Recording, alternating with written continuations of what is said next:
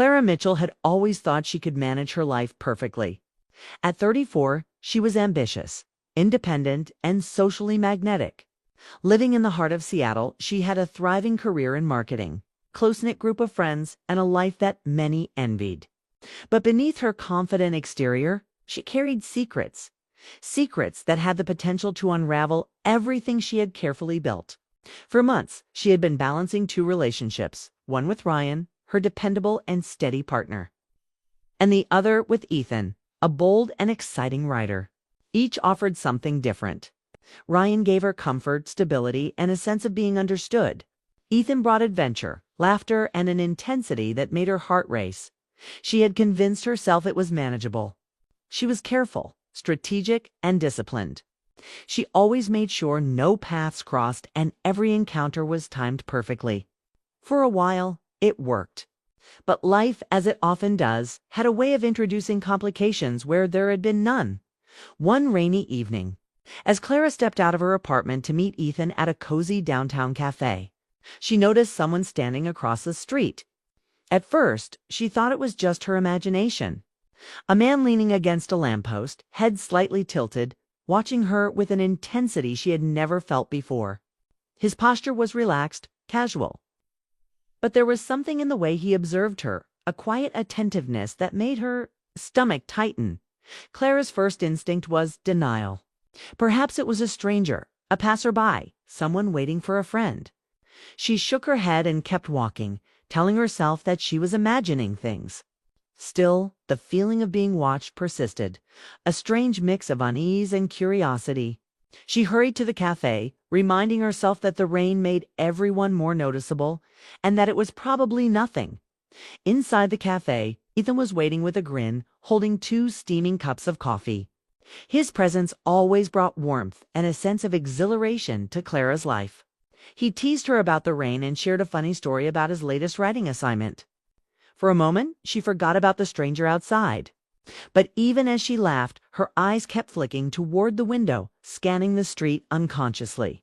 The shadow of those intense, unseen eyes lingered in her mind, refusing to be dismissed. Days passed, and Clara tried to ignore it.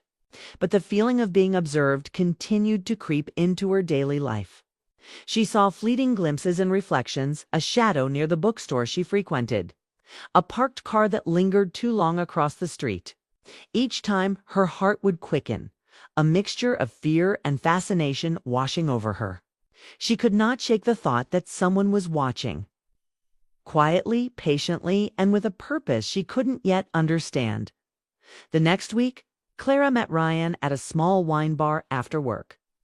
Ryan was calm, steady, and effortless in his charm. He listened to her talk about deadlines, campaigns, and mundane office dramas with that reassuring smile that made her feel understood. Yet even in his comforting presence, her thoughts drifted to the stranger outside. His gaze, silent but piercing, seemed to have found a way into her consciousness, raising questions she wasn't ready to answer. That night, after she returned home, Clara checked her apartment windows. The reflections, the street below, nothing. Empty sidewalks, parked cars, the distant hum of city life. Still, a subtle chill ran down her spine. Someone had been watching her, perhaps for days, unnoticed, unchallenged. She tried to rationalize it. Too much stress, too much juggling of 2 lives, or maybe it was just her imagination. But even as she told herself these things deep down, she knew that the stranger was real and that his presence signaled something that could no longer be ignored the next morning. Clara attempted to carry on with her routine. Meetings, phone calls, and emails filled her schedule. She met Ethan for brunch, laughing at his animated descriptions of characters he had created. But a part of her remained distracted, constantly scanning the streets, looking for the figure who had etched himself into her mind. His observation felt almost like a mirror, reflecting her own duplicity and the fragile balance she maintained. One afternoon, Clara left the office and noticed him again. He was across the street, sitting on a park bench with a notebook in hand. He didn't look threatening. He wasn't hiding or sneaking. He just watched, calmly, yet his presence made the air heavier around her.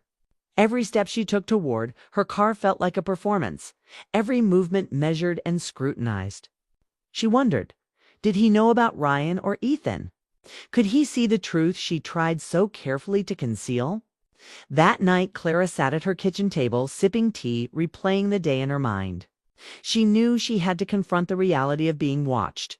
For months, she had lived on the edge of two lives, thinking herself clever and untouchable. Now she felt exposed. The stranger was not just an observer. He was a symbol of accountability she could no longer ignore. A few days later, as Clara left Ethan's apartment after a late meeting, the stranger approached her. Calm, composed, unassuming, yet undeniably present. "You're careful," he said quietly, almost a statement rather than a question. But some things can't be hidden forever. Clara's heart raced. She wanted to demand answers, to ask who he was and why he was following her. But there was something in his tone, not judgmental, not accusatory, just quiet awareness that made her hesitate. For the first time, she felt seen in a way she had never experienced. Seen not as a lover or a partner, not as a professional, but as someone with secrets, choices, and vulnerabilities. She walked away without answering, feeling a strange mixture of fear, curiosity, and awe. She understood something crucial in that moment. The delicate balance she had maintained between two worlds was about to shift, and nothing would ever feel the same again. The man watching her was not a threat. He was a reflection of her own reality, a reminder that choices, no matter how carefully hidden, have consequences, and that some truths demand confrontation. And in the quiet of her apartment that night, Clara realized that her life had become a delicate dance on the edge of exposure. She had two men, two paths, and now a silent witness who would not let her ignore the truth. The tension, the thrill, and the inevitability of change were already shaping the next chapter of her story, one that she could no longer control, only face. The rain tapped softly against her window, echoing the turmoil in her chest.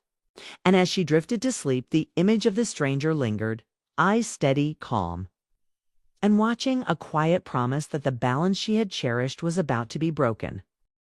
After that first encounter with the stranger, Clara Mitchell felt the world shift beneath her feet. Days that had once been predictable now carried an undercurrent of tension. Every time she left her apartment, she wondered if his eyes were following her, noting every movement, every choice, every lie she tried to hide. At first, she told herself it was paranoia. She was juggling two men, a demanding job, and the normal stresses of life. Surely the anxiety was normal, but the feeling of being watched was undeniable, persistent, and strangely unnerving. Her schedule became more complicated than ever. Mornings with Ryan were steady, comfortable, filled with laughter over coffee, and soft conversations about work and the weekend. His presence was grounding, reassuring. He never asked too many questions, never probed too deeply, the perfect companion for someone trying to balance a double life. With Ryan, Clara could relax into warmth, lean into familiarity, and forget, at least temporarily, the thrill she craved elsewhere. Afternoons, however, were reserved for Ethan. He was everything Ryan was not: spontaneous, daring, intoxicatingly unpredictable. He challenged her intellect, teased her with witticisms, and reminded her that life could be an adventure if only she allowed herself to embrace it. Every encounter with him was a rush of energy and excitement. The contrast between the two men was stark. Yet it was the balance between them that Clara thought she could manage, like walking a tightrope above a deep, dark canyon. But the stranger changed everything. It started subtly. She would catch reflections of someone on rainy sidewalks as she hurried from one meeting to the next.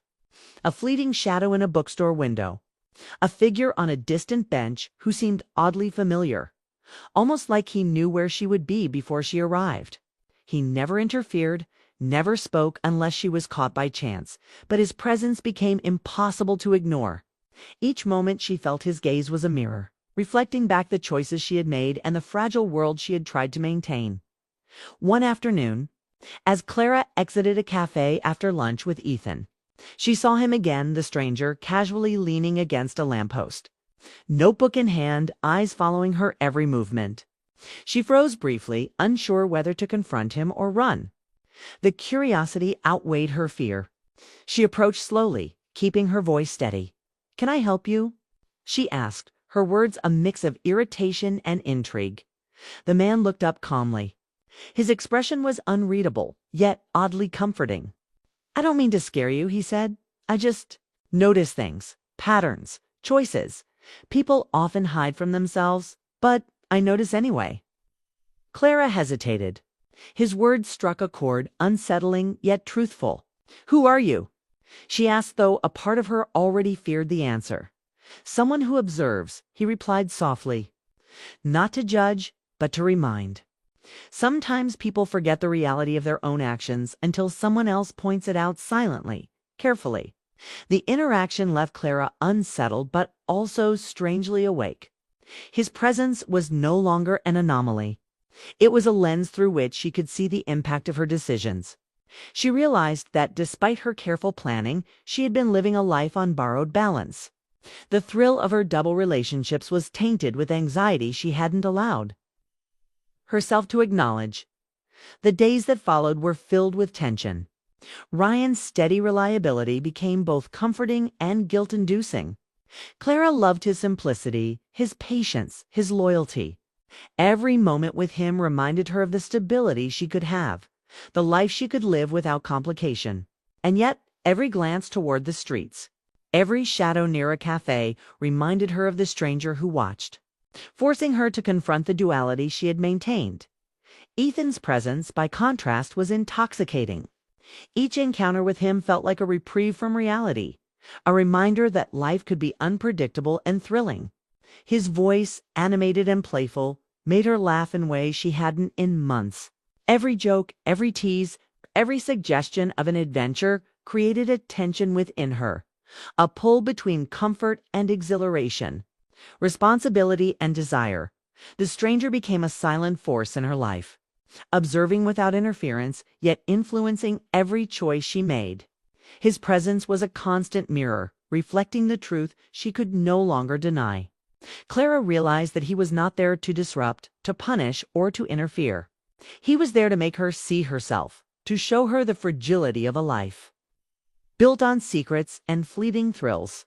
One rainy afternoon, Clara left Ethan's apartment and noticed him again. Closer this time, seated on a park bench as if waiting for her. She approached cautiously, unsure whether to confront or flee. He looked up, calm and composed. Yet there was an undeniable intensity in his gaze. "You can't keep running from yourself," he said quietly. "You think you're managing two worlds, but the truth is, someone always notices. You can hide from others, but not from yourself." Claire's heart pounded. She had always prided herself on control, on strategy, on foresight. And yet here was someone who saw beyond her careful facade. The words resonated, striking chords of fear, guilt, and awareness. She felt exposed, vulnerable in a way she had not experienced before. Over the following weeks, the tension grew. Every decision, every meeting with Ryan or Ethan was tinged with the consciousness of being observed. Even mundane moments, picking up groceries, walking to the bus, ordering lunch, carried the weight of scrutiny. The stranger's presence transformed her life from a series of calculated choices into a suspenseful journey where each step had consequence. One evening, Clara found a note slipped under her apartment door. "Some truths cannot be ignored forever. Reflect before it's too late." Her hands trembled as she read it. The message was simple, but its implications were profound. Someone had been watching carefully for days, perhaps weeks. Her actions, her choices, her secret balancing act had not gone unnoticed. And now she could no longer pretend that the delicate equilibrium she had maintained was sustainable. The next day, Clara met with Ryan. She found herself watching him more closely than usual, noticing the little gestures she had taken for granted. The way he smiled when he remembered small details about her life, the warmth in his tone when he asked about her day, the comfort in simply sitting across from him. She realized that she had been neglecting the depth of connection that existed between them, distracted by her own pursuits and excitement elsewhere. Later, with Ethan, the contrast became even sharper. His energy was infectious, his words captivating, his laughter irresistible. Yet even in these moments of thrill, Clara felt the weight of the stranger's observation pressing on her conscience. The adrenaline and exhilaration were dulled by the realization that someone had been watching her choices, noting her duplicity, and reminding her that the path she was on was unsustainable. The stranger had become an invisible force guiding her towards self-awareness. He did not judge or accuse, but his presence made her see the implications of her decisions. She began to understand that love, connection, and trust were fragile, and that the thrill of secrecy could never substitute for honesty and integrity. One rainy evening, after leaving Ethan, she finally stopped at the park where she had seen him so often.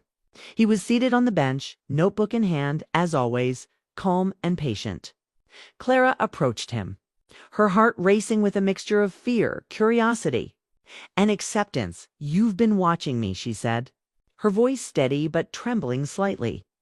"I've been observing," he replied softly. "Not to control, not to punish, but to help you see yourself. Sometimes we need someone outside our world to reflect what's hidden from our own eyes." Clara nodded slowly, understanding dawning.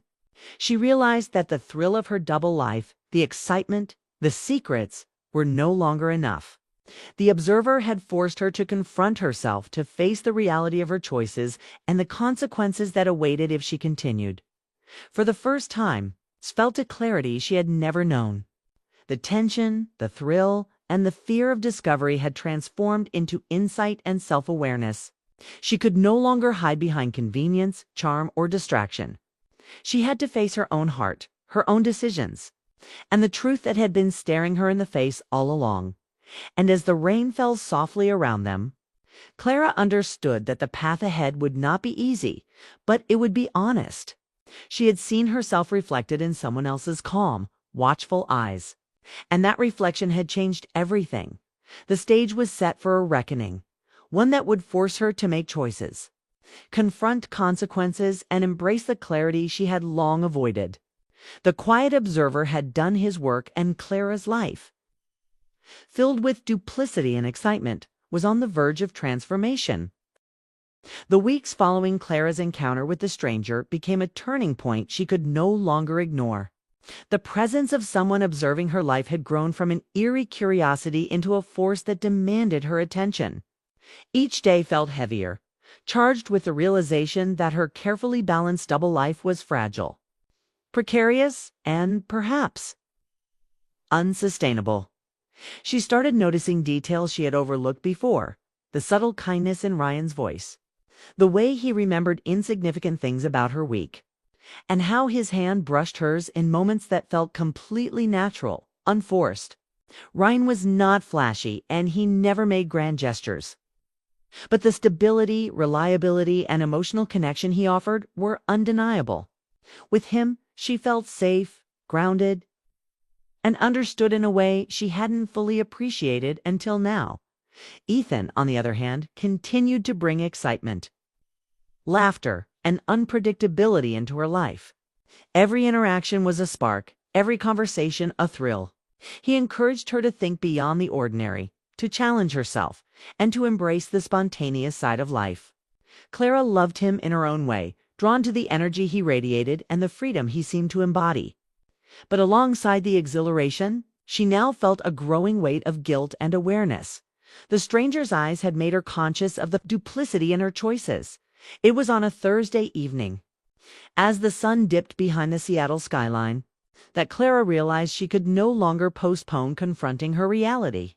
She left Ethan's apartment with a racing heart, not from excitement this time, but from anticipation and nervousness. She walked briskly toward the park where she had repeatedly seen the stranger, knowing that this confrontation could be the moment that finally shifted everything. There he was, seated calmly on the same bench, notebook closed, eyes fixed on the street. He did not rise or approach, but the intensity in his gaze made Clara feel exposed, as if he could see all the choices she had made and every consequence waiting silently in the shadows. She stopped a few feet away, taking a deep breath. "I need to talk," she said firmly. Her voice steady despite the storm of emotions inside her. He looked up and nodded. "I thought you might." The words were simple, but the gravity was profound. Clara began to speak, recounting her dual relationships with Ryan and Ethan. The thrill and excitement, the comfort and warmth, and the growing fear that she had lost touch with herself in the process. She spoke without shame, without embellishment, and without the usual defenses she employed to navigate her complicated life. The stranger listened quietly, absorbing every word, neither judging nor commenting. His presence was steady, almost like a mirror reflecting her soul back to her. For the first time, Clara allowed herself to see her life clearly, the choices she had made, the relationships she had nurtured, and the potential consequences of continuing on the same path. "You've been hiding," he said gently, "not from the world, but from yourself. And now you're at a point where hiding no longer serves you. The question is, what do you do with the truth you've uncovered?" Clara felt a mix of fear, relief, and determination. The thrill of secrecy, the adrenaline of living a double life, and the excitement of stolen moments had all come crashing into the realization that she could not continue as she had. The stranger had become a catalyst for clarity, a force that forced her to confront her own heart. Over the next few days, Clara reflected deeply on her relationships. She spent quiet mornings with Ryan, observing the simple joy of shared coffee, laughter over minor mishaps, and the comforting rhythm of familiarity. These moments were grounding, reminding her of the stability and emotional depth she had often taken for granted. With Ryan, she saw a life that was enduring, nurturing, and filled with quiet beauty. Ethan, too, played a role in her self-discovery. Their afternoons together were filled with spontaneity, laughter, and intellectual connection. He reminded her of the importance of adventure, of embracing life's unpredictable moments, and of nurturing her own desires. But the contrast with Ryan had become clearer. The exhilaration of excitement could never replace the substance of emotional intimacy and trust. One evening, as she walked home from Ryan's apartment, Clara noticed the stranger once again, standing near a lamppost, notebook in hand, yet observing quietly from a distance. This time, she did not feel fear. She felt clarity. His presence had guided her toward reflection, but now the decision was hers to make. She understood that life was about choices, and that clarity and honesty were the paths toward meaningful relationships and personal peace. Clara decided to take action. She knew that she had to address both relationships, not with secrecy or manipulation, but with honesty and integrity. The thrill of living between two worlds was no longer worth the anxiety, guilt, and tension it caused. She needed to make deliberate, conscious choices. The next morning, she met Ryan at their favorite cafe. She spoke from the heart, explaining her journey of reflection, the mistakes she had made, and the clarity she had gained. Ryan listened, his expression calm, and when she finished, he smiled gently. "I appreciate your honesty," he said. "It means a lot that you trust me with your truth. Let's move forward together, openly and honestly." Relief flooded Clara's heart. The decision to be truthful, to choose the path of integrity and emotional depth, felt like a weight lifted from her shoulders.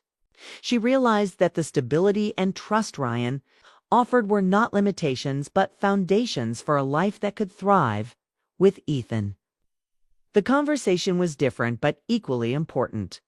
Clara met him one afternoon at a quiet park cafe, the same location where she had often met him in the past. She explained that while their time together had been meaningful, the life she wanted required focus, honesty, and commitment. Ethan listened, nodding with understanding. "I get it," he said. "Our time was real, and I'll always value that. But I respect your decision to choose clarity and integrity. You deserve that."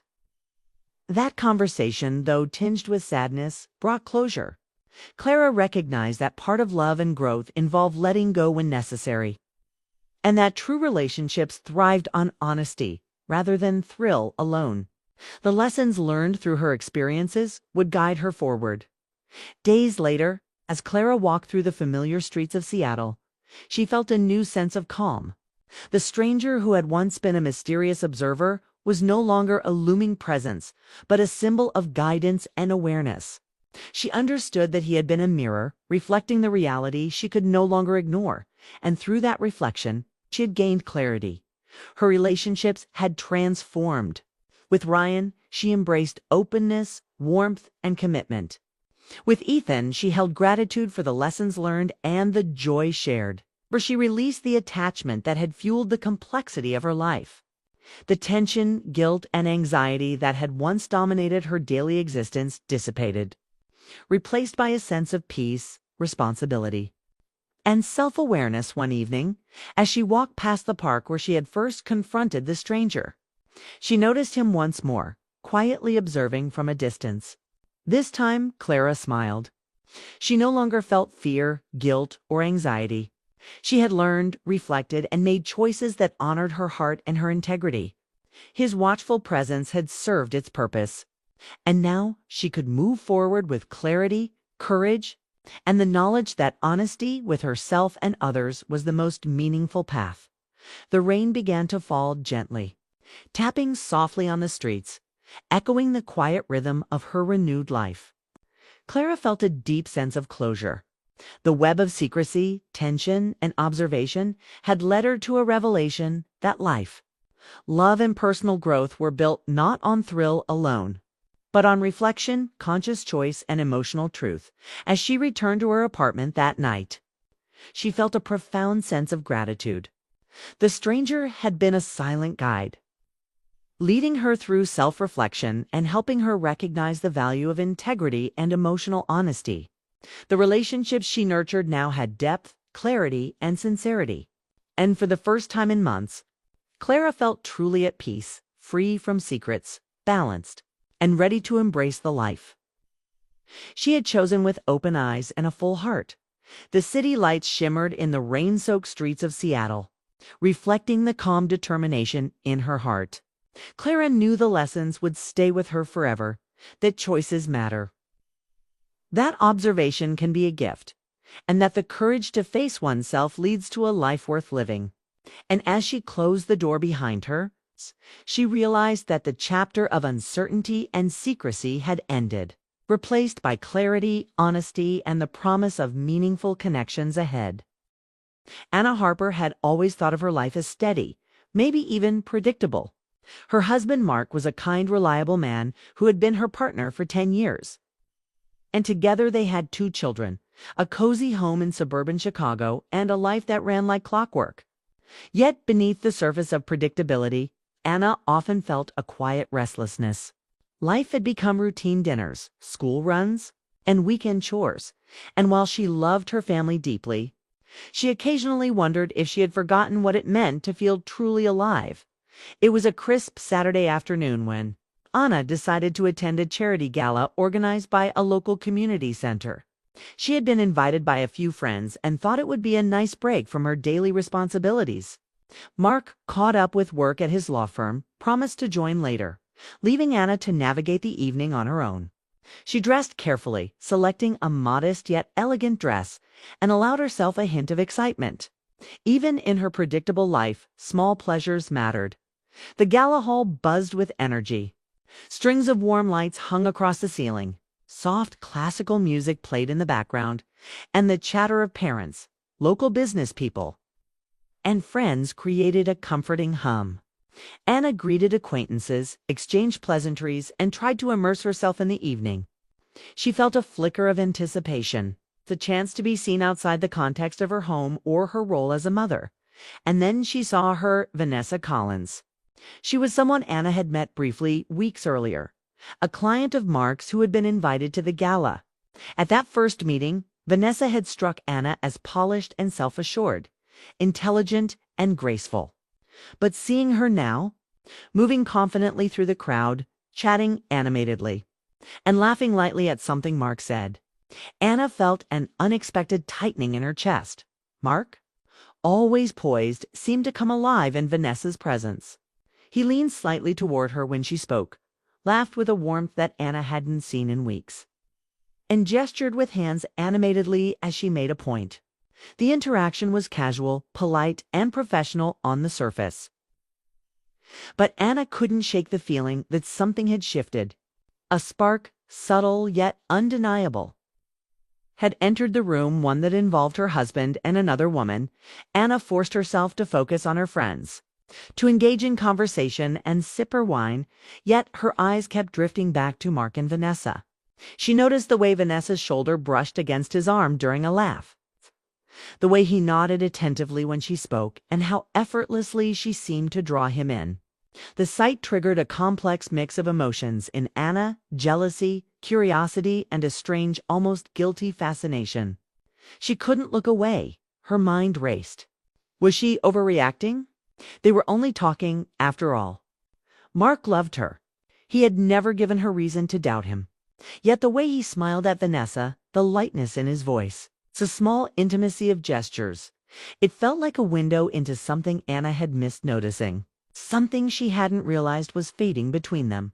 She had assumed their marriage was secure, unshakable. But seeing this interaction awakened a quiet panic.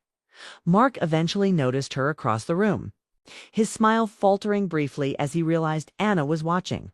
"Anna, I was hoping you'd get here sooner," he called, his voice carrying warmth and a hint of surprise. Anna forced a polite smile. "Traffic was terrible," she said softly, though she barely registered the words. Her gaze involuntarily flicked back to Vanessa one more time. She could see Vanessa's eyes on Mark, a friendly warmth that seemed to glow in contrast to the distance Anna felt herself. The gala continued, but Anna's attention remained divided. She laughed at her friends' stories, sipped wine, and nodded at compliments. But she was always aware of Mark's presence with Vanessa. She noted every interaction, the tilt of his head when she spoke, the way Vanessa's laughter caused his eyes to crinkle, the small, natural gestures that indicated ease and connection. Anna felt a pang of longing for the attention, the vitality, and the closeness she had once shared with her husband. By the time the gala ended and the guests began leaving, Anna's mind was spinning. Vanessa left with Mark's colleagues, chatting amiably as Mark held the door for her. Anna walked beside him quietly, her heart heavy but her face composed. They exchanged a few words about the event, the decorations, and the wonderful turnout. But a tension hung in the air that neither addressed. Anna's thoughts replayed every gesture, every laugh, every subtle glance that had made her feel like a stranger in her own marriage. That night, Anna lay in bed staring at the ceiling, unable to sleep. Mark was in the next room, presumably finishing some late work. The image of him smiling at Vanessa, the intimacy of their interaction, haunted her. She didn't want to admit it, but she had watched and she had felt something shift inside herself. The feelings were complex: jealousy, fear, an odd fascination, all mingled together, leaving her with a restless ache. Anna's thoughts drifted to the past, to the early days of her marriage. She remembered the spark, the laughter, the easy closeness she had felt with Mark.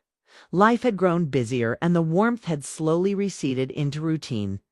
Seeing him with Vanessa had been a mirror, reflecting not a betrayal, but a reminder of what she had been missing in her own life: attention, acknowledgement, emotional connection.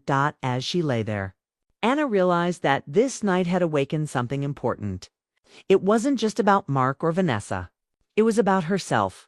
She recognized that her attention to her own feelings, her awareness of what she needed, had been dulled by years of routine and domestic responsibility. The sight of her husband drawn to someone else, even in a professional, innocent way, was a wake-up call by morning. Anna felt a quiet determination. She didn't want to be consumed by jealousy or fear. She wanted to understand her feelings, her marriage, and the subtle dynamics that had shifted over time. She resolved to observe without judgment, to learn without panic, and to confront the truth with clarity. The gala, the laughter, the subtle touches, and the warmth of Mark's attention toward Vanessa had done something unexpected. It had reminded Anna that her heart was still capable of feeling, still capable of noticing, and still capable of wanting more, not just from her husband, but from herself. It was the first step in a journey she didn't yet fully understand, a journey that would require courage, honesty, and reflection. She knew the days ahead would be difficult, filled with moments that would test her patience and resilience. Yet deep inside, she also felt a spark of hope. Hope that understanding, communication, and attention could rekindle the connection that had quietly slipped away. For now, Anna allowed herself a single, deliberate thought. Life was shifting. And though it was painful to witness, perhaps it was necessary. Perhaps watching, noticing, and acknowledging the truth was the first step toward healing, toward growth, and toward rediscovering the love she and Mark had built together. And as she got out of bed, preparing for the day, Anna realized that she couldn't look away. Not because she wanted to cause harm, not because she doubted Mark's love, but because she wanted clarity for herself, for her marriage, and for the life they had created together. The events of the gala would not fade from her mind easily. They would linger, urging her to question, to reflect, and to face the emotional truths that life had quietly placed before her. And somewhere deep inside, Anna knew that the choices she made in the coming days would define the future of her marriage, the depth of her connection with Mark, and ultimately, her own sense of self. It was a moment of awakening, painful, confusing, yet profoundly necessary, and Anna was determined to face it fully, no matter how difficult the road ahead might be. In the days after the gala, Anna found herself replaying every detail of that evening. She remembered the way Mark had leaned slightly toward Vanessa, the subtle gestures that had made her stomach tighten, and the laughter that had seemed to echo differently than it had with her. She tried to dismiss the feelings as irrational. Mark loved her, and she had no reason to doubt him. Yet the more she tried to ignore it, the more her mind returned to that image of him smiling so genuinely at someone else. Mark, for his part, seemed oblivious to her internal struggle. He continued with his work, attending meetings, making calls, and occasionally answering Anna's questions with distracted responses. He mentioned Vanessa casually when talking about projects, highlighting her intelligence, her problem-solving skills, and how her perspective had helped in recent negotiations. Anna listened politely, but inside, a small fire of insecurity and jealousy flickered. Growing with each passing day, one morning Anna decided to visit Mark at his office. She wanted to see him, perhaps to understand what had changed, perhaps to remind herself that he was still her husband, and that their life together mattered. She prepared a small lunch, a sandwich, and a piece of fruit, and drove to the firm without warning him. It was a gesture born out of care, but also a subtle test of her own courage. As she entered the lobby, she froze. There he was, sitting across from Vanessa at a conference table. The sight made her heart pound. Vanessa leaned slightly forward, her hand brushing over some documents near Mark as they both laughed lightly at a joke. Anna felt a tight knot form in her chest, an ache she could not fully name. She wanted to leave to retreat and pretend she hadn't seen anything, but curiosity rooted her to the spot. She needed to understand, even if it hurt. Mark looked up then, noticing her presence. "Anna, you're here." His voice carried a mixture of surprise and hesitation. "I brought you lunch," Anna said softly, trying to keep her tone casual while her hands trembled slightly. Vanessa turned toward Anna with a bright, polite smile. "Oh, hello. I didn't expect to see you here," she said. Her tone was friendly, warm, completely unaware of the storm brewing in Anna's heart. Anna returned a measured smile, but inside she felt anything but calm. Watching Vanessa interact with her husband was like staring at a reflection of herself in a life that could have been. A version of her marriage that was vibrant and lively in ways that had been dormant for years. She noticed how Mark's attention seemed completely absorbed by Vanessa, how he leaned in slightly as she spoke, and how easily she seemed to command his focus. They exchanged small talk for a few minutes. Mark's responses were kind but distracted. Anna noticed the way he glanced at Vanessa when she laughed, the ease with which she spoke, and the sparkle in her eyes that reminded Anna of the kind of connection she used to share with her husband. Each gesture, each smile, deepened the ache within her after that day. Anna began to notice patterns she had overlooked before. Mark spent more hours at work, often returning home late. He carried his phone with him everywhere, replying to messages with a distracted smile. Vanessa's name came up more frequently in casual conversation, not in any romantic context, but simply as a person whose insights and intelligence he admired. Each mention made Anna's stomach twist.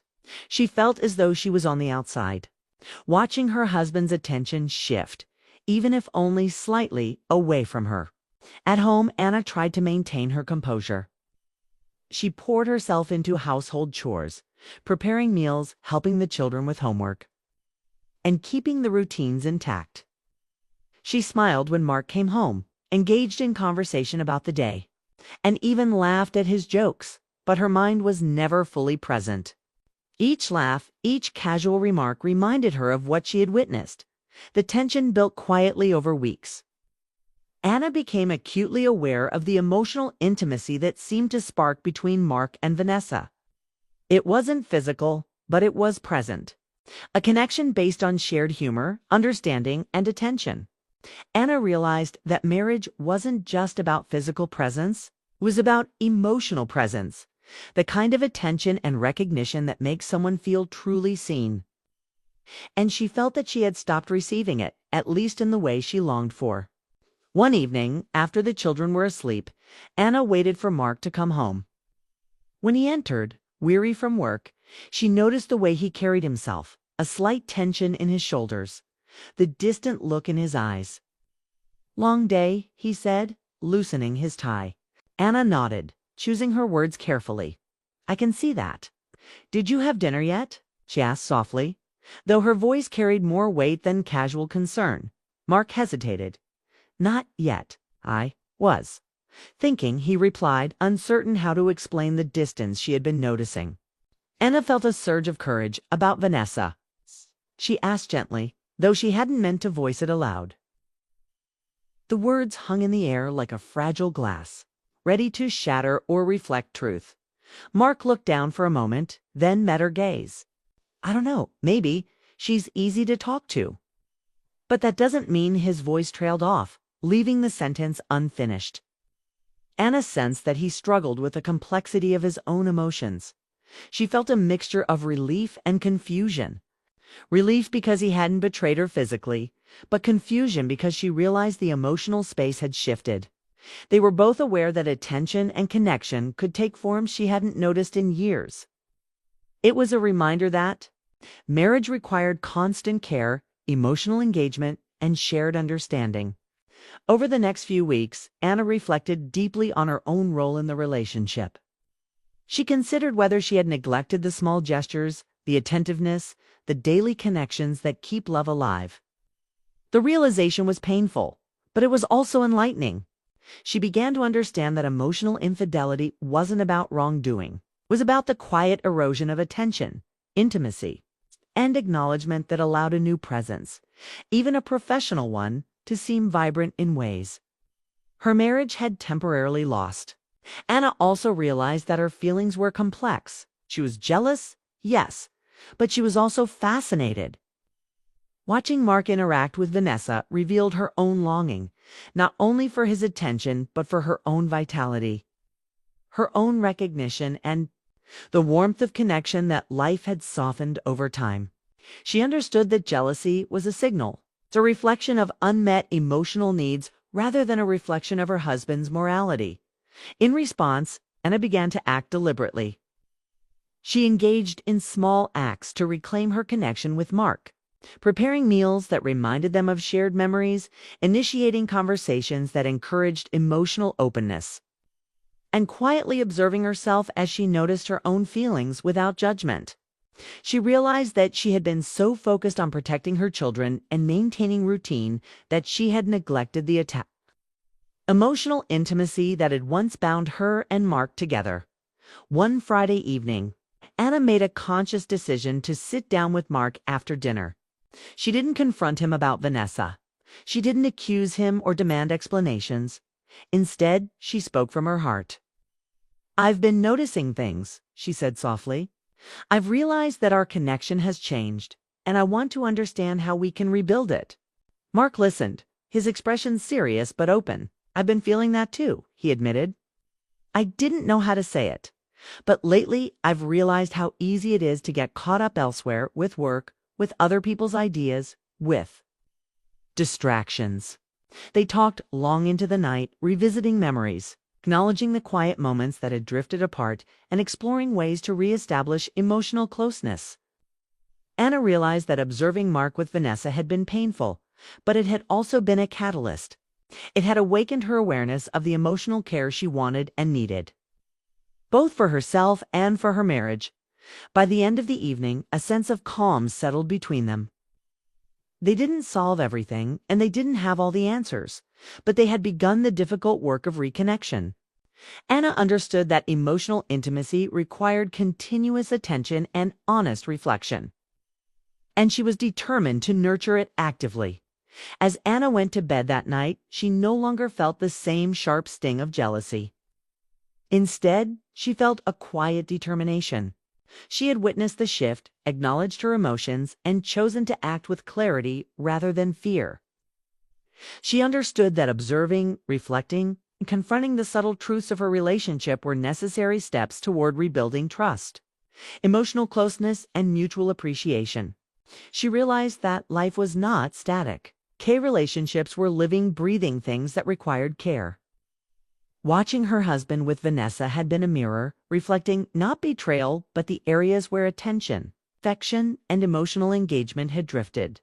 And now, with awareness and intention, Anna felt ready to take the steps necessary to reclaim what she and Mark had built together, a marriage rooted in love, trust, and the courage to face uncomfortable truths. For the first time in weeks, she slept with a sense of clarity. She wasn't helpless, and she wasn't powerless. She had acknowledged the truth, faced her feelings, and begun the journey of emotional restoration. The road ahead would require patience, care, and open communication, but Anna knew she was capable of walking it. And that realization brought a quiet, hopeful peace. In the weeks following their long conversation, Anna felt a subtle shift. The tension that had once hung over the house began to dissipate, replaced by a quiet determination. Both she and Mark understood that the emotional closeness they once shared had been neglected, and now it required conscious effort to rebuild. They were not merely trying to fix what had been broken. They were striving to grow something stronger, something resilient to distraction, temptation, and routine. Anna started small. She paid closer attention to the details of their daily life, noticing the way Mark smiled when he returned from work, the tone of his voice when he discussed projects, and the fleeting moments when he seemed distant or distracted. Rather than allowing herself to be consumed by jealousy or fear, she began documenting her observations internally, not to criticize, but to understand. She realized that emotional intimacy wasn't about controlling her husband or forbidding interactions. It was about presence, attention, and shared vulnerability. One morning, as Mark was leaving for the office, Anna stopped him. "Before you go," she said softly, "let's have coffee together. Just us." Mark paused, slightly surprised, then nodded with a gentle smile. "I'd like that," he replied. They sat at the small kitchen table, the aroma of fresh coffee filling the room. For the first time in weeks, they were fully present with one another. No work emails, no distractions, no outside influences. Anna listened as Mark spoke about his plans for the day. Not just the tasks, but how he felt, the stress, the excitement, the challenges. And Mark listened as Anna shared her thoughts, her small victories, and the quiet worries she carried about the children, the house, and their life together. It was simple, ordinary, yet profoundly intimate. Over the next few days, and I noticed how these small acts of intentional presence began to affect her perspective. When Mark mentioned Vanessa at work, she no longer felt the same sting of jealousy. Instead, she viewed the relationship with clarity. Vanessa was intelligent and charming, yes, but she was part of Mark's professional world, not their personal life. Anna's focus shifted from fear to awareness, from insecurity to intentional connection. She understood that observing did not mean losing control. It meant recognizing patterns and making conscious choices about her own actions. One afternoon, Anna decided to speak more directly with Mark. They were sitting on the porch, the late afternoon sun casting golden light across the yard. "Mark," she began, "I've been thinking a lot about us, about the distance I've felt and the way I noticed your attention shifting. I want us to be honest about everything. Our needs, our feelings, our fears." Mark nodded, his expression serious but calm. "I've been thinking the same thing," he admitted. "I didn't realize how easy it was to get drawn into something outside of us emotionally, even in small ways. Vanessa is intelligent and easy to talk to. But you're my life, and I want us to focus on each other." They spoke for hours, not just about Vanessa or the recent tension, but about the broader state of their marriage. They revisited memories, recalling the laughter, the small adventures, and the quiet evenings that had once felt ordinary but were filled with connection. Anna remembered the warmth she had felt when Mark listened to her dreams, the comfort of knowing he cared deeply about her thoughts and feelings. They acknowledged where they had drifted, not as a source of blame, but as a map for rediscovery. In the days that followed, Anna implemented subtle changes in their routine. She began leaving notes for Mark, small reminders of appreciation, gratitude, and shared memories. She suggested evening walks together, where conversation flowed naturally and distractions were set aside. She found moments to praise him sincerely, not superficially, but genuinely, celebrating both the personal and professional aspects of his life. Mark, in turn, reciprocated. He made time for her, checked in during the day, and consciously focused on rebuilding. Emotional closeness. Anna realized that what she had observed at the gala, the spark between Mark and Vanessa, had been a mirror. It reflected the attention and vitality that had been missing in their own marriage, not as a threat, but as a wake-up call. Watching had been painful, yes, but it also provided clarity. It forced Anna to confront her own needs, her own emotional landscape, and the ways she could actively nurture the bond she shared with Mark. One evening, as they prepared dinner together, Anna noticed how naturally they laughed while chopping vegetables, how their conversation flowed with ease, and how the small gestures, a hand on the shoulder, a shared glance rekindled warmth that had been dimmed by months of routine. She felt a surge of gratitude, not just for Mark, but for herself. She had chosen awareness over fear, reflection over jealousy, and engagement over withdrawal. The true test came a few weeks later. Vanessa visited the office again, and Mark mentioned her casually during dinner. Anna observed without panic, noticing that her own emotional state had shifted. She felt no sting, no anxiety, only calm observation. She understood her husband's professional boundaries and her own emotional strength.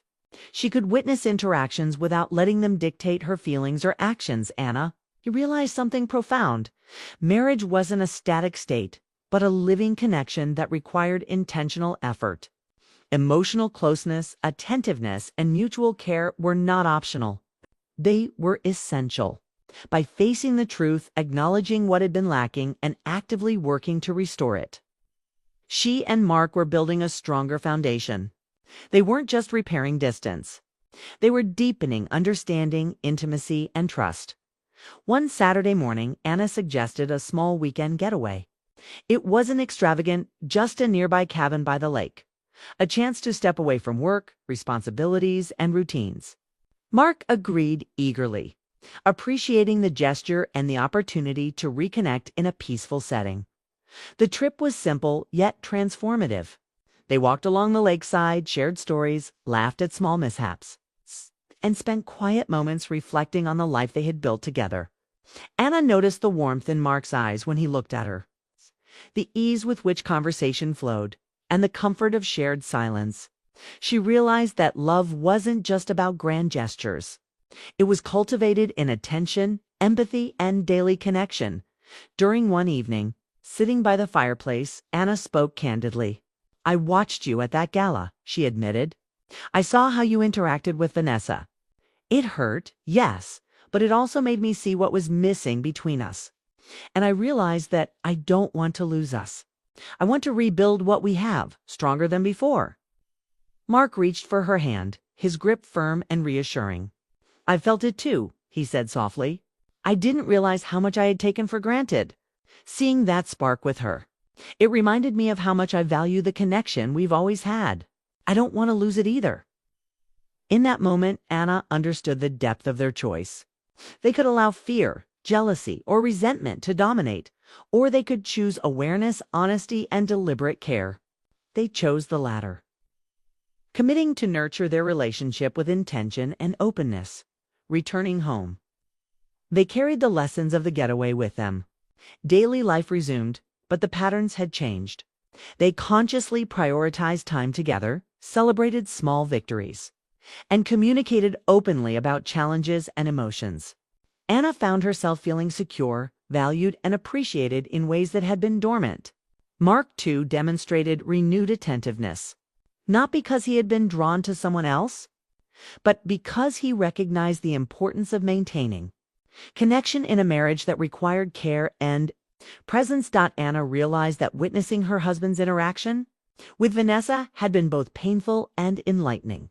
It had forced her to confront difficult emotions, reflect on her own needs, and actively choose how to engage in her marriage. What initially seemed like a threat became a catalyst for growth, deepening understanding, and strengthening the bond between them in the months that followed. Anna and Mark experienced a profound transformation. They celebrated the ordinary moments, morning coffee, shared walks, quiet evenings, as opportunities to connect. Emotional intimacy became intentional. Communication became more open, and the trust between them deepened.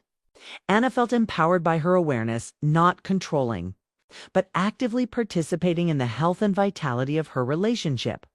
One day, months after the initial gala, Anna saw Vanessa's name appear in Mark's conversation again. This time, she smiled quietly, feeling calm and secure. The earlier tension, the pangs of jealousy, and the fear of distance had been replaced by clarity and confidence. She understood that the spark she had once feared was a reflection of attention and vitality, something that could exist in observation, but did not dictate her happiness or their marriage. Anna and Mark had learned a vital truth. Relationships require continuous effort, awareness, and honesty. They had confronted jealousy, emotional distance, and subtle threats to their connection, and emerged stronger, more attentive, and more appreciative of one another. Watching, feeling, and reflecting had been necessary steps toward this growth. By the time the next gala rolled around, Anna attended with a lightness in her heart. Vanessa was present, and Mark interacted with her professionally, politely, and without the previous tension. Anna watched calmly, her heart secure, her mind clear.